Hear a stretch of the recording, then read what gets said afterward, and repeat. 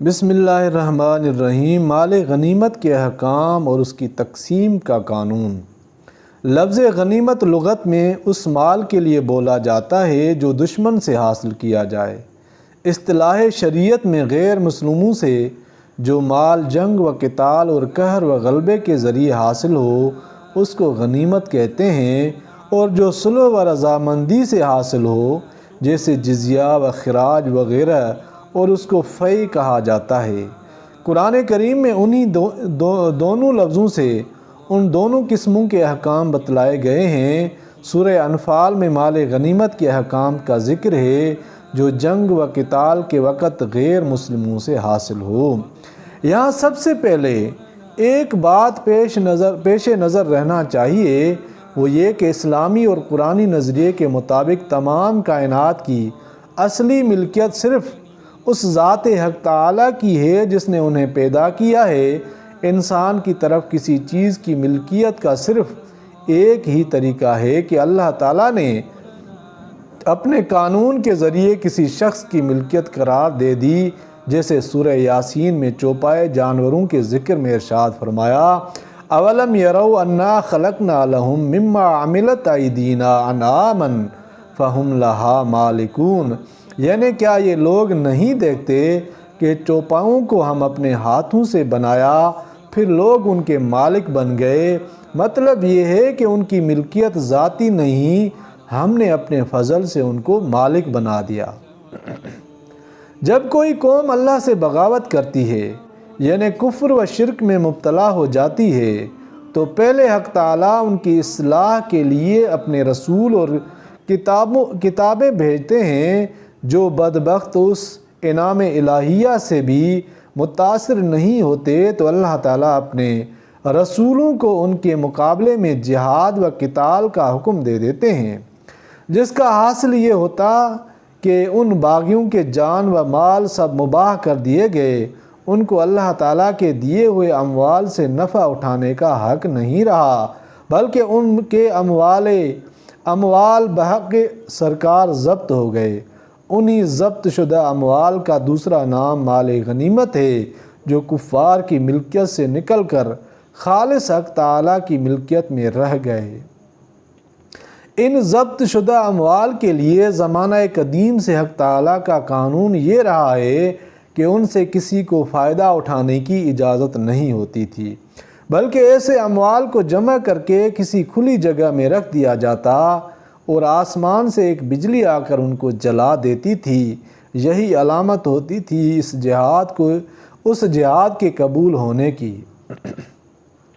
خاتم الانبیاء صلی اللہ علیہ وسلم کو جو چند خصوصیات حق تعالیٰ کی طرف سے عطا ہوئیں، ان میں ایک یہ بھی ہے کہ مال غنیمت آپ کی امت کے لیے حلال کر دیا گیا، جیسا کہ حدیث شریف میں آتا ہے، اور حلال بھی ایسا کہ اس کو اطیب الاموال کہا جاتا ہے، یعنی سب سے زیادہ پاک مال۔ وجہ یہ کہ جو مال انسان اپنے کسب اور کمائی سے حاصل کرتا ہے اس میں انسانوں کی ملکیت سے واسطہ اور در واسطہ منتقل ہو کر ایک مال اس کی ملکیت میں آیا ہے، اور ان واسطوں میں حرام و ناجائز یا مکروہ طریقوں کا احتمال رہتا ہے، بخلاف مال غنیمت کے کہ کفار کی ملکیت ان سے ختم ہو کر براہ راست حق تعالیٰ کی ملکیت رہ گئی، اور اب جس کو ملتا ہے براہ راست حق تعالیٰ کی ملکیت سے ملتا ہے، جس میں کوئی شبہ اور شائبہ حرمت یا کراہت کا نہیں رہتا، جیسے کنویں سے نکلا ہوا پانی یا خودرو گھاس جو براہ راست حق تعالیٰ کا انعام انسان کو ملتا ہے، کوئی انسانی واسطہ درمیان میں نہیں ہوتا۔ خلاصہ کلام یہ ہے کہ مال غنیمت جو پچھلی امتوں کے لیے حلال نہیں تھا، امت مرحومہ کے لیے بطور انعام حلال کر دیا گیا۔ آیت مذکورہ میں اس کی تقسیم کا ضابطہ اس عنوان سے بیان فرمایا گیا، وَاعْلَمُوا أَنَّمَا غَنِمْتُم مِّن شَيْءٍ۔ اس میں عربی لغت کے قاعدے سے اول تو لفظ ما عموم پر دلالت کرتا ہے، پھر اس عموم کی تاکید مزید کے لیے لفظ من شیء بڑھایا گیا، جس کے معنی یہ ہیں کہ جو کچھ چھوٹی بڑی چیز مال غنیمت میں حاصل ہو وہ سب اسی قانون کے تحت داخل ہے۔ کسی چیز کو معمولی یا چھوٹا سمجھ کر کوئی شخص قانون تقسیم کے علاوہ اگر لے گا تو وہ سخت مجرم قرار پائے گا۔ اسی لیے رسول کریم صلی اللہ علیہ وسلم نے فرمایا کہ ایک سوئی اور اس کا دھاگا بھی جو مال غنیمت کا جز ہو کسی کے لیے اس کا بغیر اپنے حصہ شرعی کے لیے لینا جائز نہیں، اور مال غنیمت میں سے کوئی چیز بغیر حصے کے لینے کو حدیث میں غلول فرما کر اس پر شدید وعید فرمائی ہے اور عام چوری سے زیادہ شدید حرام قرار دیا ہے۔ ضابطۂ تقسیم کا یہ عنوان دے کر تمام مجاہد مسلمانوں کو اس سے باخبر کر دیا گیا کہ اللہ تعالیٰ نے یہ مال تمہارے لیے حلال کر دیا ہے، مگر ایک خاص ضابطے کے تحت حلال ہے۔ اس کے خلاف اگر کوئی لے گا تو وہ جہنم کا ایک انگارہ ہوگا۔ قرآنی قانون کا یہی وہ امتیاز ہے جو دنیا کے دوسرے قوانین کو حاصل نہیں، اور یہی قانون قرآن کی تاثیر کامل اور کامیابی کا اصلی راز ہے کہ اول خوف خدا و آخرت کو پیش نظر کر کے اس سے ڈرایا گیا، دوسرے نمبر میں تعزیری سزائیں بھی جاری کی گئیں، ورنہ غور کا مقام ہے کہ عین میدان جنگ کی افراتفری کے وقت جو اموال غیر مسلموں کے قبضے سے حاصل کیے جائیں، جن کی تفصیل نہ پہلے سے مسلمانوں کے امیر کے علم میں ہے نہ کسی دوسرے کے، اور موقع میدان جنگ کا ہے جو عموماً جنگل اور صحرا ہوتے ہیں، جن میں چھپنے چھپانے کے ہزاروں مواقع ہوتے ہیں۔ نئے قانون کے زور سے ان اموال کی حفاظت کسی کے بس میں نہیں، صرف خوف خدا و آخرت ہی وہ چیز تھی جس نے ایک مسلمان کو ان اموال میں ادنا تصرف کرنے سے باز رکھا۔ اب اس ضابطے کی تقسیم جو کی گئی کہ مال غنیمت کا 5واں حصہ اللہ کا اور اس کے رسول کا اور اس کے رشتہ داروں کا اور یتیموں مسکینوں مسافروں کا۔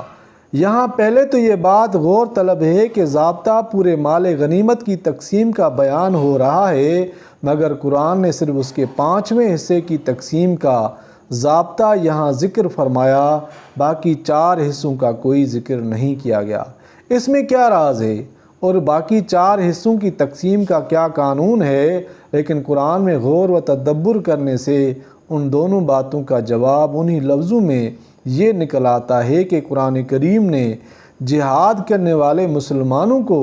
خطاب کر کے فرمایا ما غنمتم، یعنی جو کچھ تم نے غنیمت میں حاصل کیا۔ اس میں اشارہ پایا جاتا ہے کہ یہ مال ان حاصل کرنے والوں کا حق ہے، اور اس کے بعد جب یہ ارشاد فرما دیا کہ اس میں 5واں حصہ اللہ اور رسول وغیرہ کا ہے، تو اس کا نتیجہ صاف یہ نکل آیا کہ باقی 4 حصے غانمین اور مجاہدین کے ہیں، جیسا کہ قانون وراثت میں ایک جگہ ارشاد فرمایا وَوَرِثُهُ أَبَوَاهُ فَلِأُمِّهِ الثُّلُثُ، یعنی جب کسی شخص کے وارث اس کے ماں باپ ہوں تو ماں کا تیسرا حصہ ہے۔ یہاں بھی صرف ماں کے ذکر پر اکتفا کیا گیا، جس سے معلوم ہوا کہ باقی 2 حصے باپ کا حق ہیں۔ اس طرح ما غنمتم کے بعد جب صرف 5ویں حصے کو اللہ کے لیے رکھا گیا تو معلوم ہوا کہ باقی 4 حصے مجاہدین کا حق ہیں۔ پھر رسول کریم صلی اللہ علیہ وسلم کے بیان اور عمل نے اس کی پوری تفصیلات کو واضح کر دیا کہ یہ 4 حصے مجاہدین میں ایک خاص قانون کے تحت تقسیم فرمائے۔ اب اس 5ویں حصے کی تفصیل جس کو قرآن کریم میں بیان فرمایا، اس کی جگہ 6 الفاظ مذکور ہیں، للہ، للرسول، لذی القربى والیتامى والمساکین وابن السبیل۔ اس میں لفظ اللہ تو ایک جلی عنوان ہے ان کے مصارف کا جن میں یہ 5واں حصہ تقسیم ہوگا، یعنی سب مصارف خالص اللہ کے لیے ہیں۔ اور اس لفظ کے اس جگہ لانے میں ایک خاص حکمت ہے جس کی طرف تفسیر مظہری میں اشارہ کیا گیا ہے، وہ یہ کہ رسول کریم صلی اللہ علیہ وسلم اور آپ کے خاندان کے لیے صدقات کا مال حرام قرار دیا گیا ہے کہ وہ آپ کے شایان شان نہیں، کیونکہ عام لوگوں کے اموال کو پاک کرنے کے لیے ان میں سے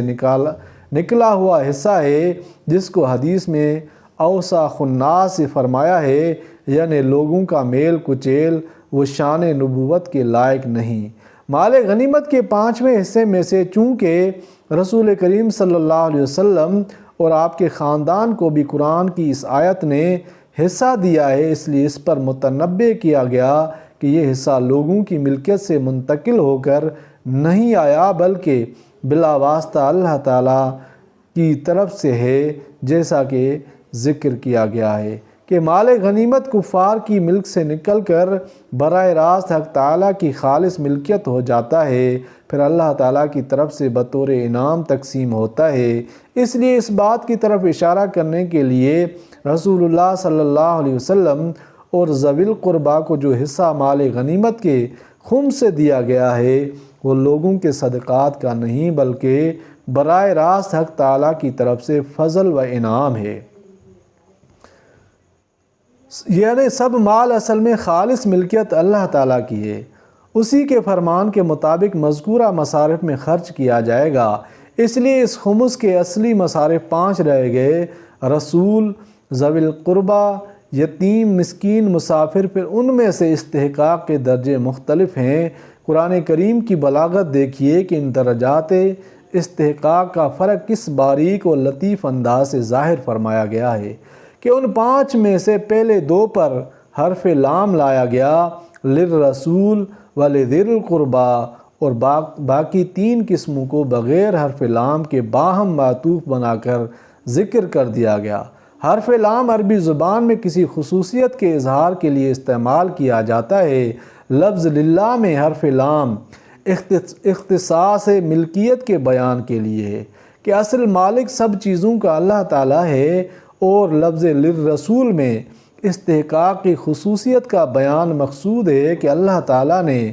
خمس غنیمت کے صرف کرنے اور تقسیم کرنے کا حق رسول کریم صلی اللہ علیہ وسلم کو عطا فرمایا، جس کا حاصل امام طحاوی کی تحقیق اور تفسیر مظہری کی تقریر کے مطابق یہ ہے کہ اگرچہ اس جگہ خمس کے مصارف میں 5 ناموں کا ذکر ہے، لیکن در حقیقت اس میں پورا تصرف نبی کریم صلی اللہ علیہ وسلم کو حاصل ہے کہ آپ اپنی ثوابدید کے مطابق ان 5 قسموں میں خمس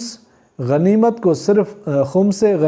صرف فرمائیں، جیسا کہ سورہ انفال کی پہلی آیت میں پورے مال غنیمت کا حکم یہی تھا کہ رسول اللہ صلی اللہ علیہ وسلم اپنی ثوابدید کے مطابق جہاں چاہیں صرف فرمائیں، جس کو چاہیں دے دیں۔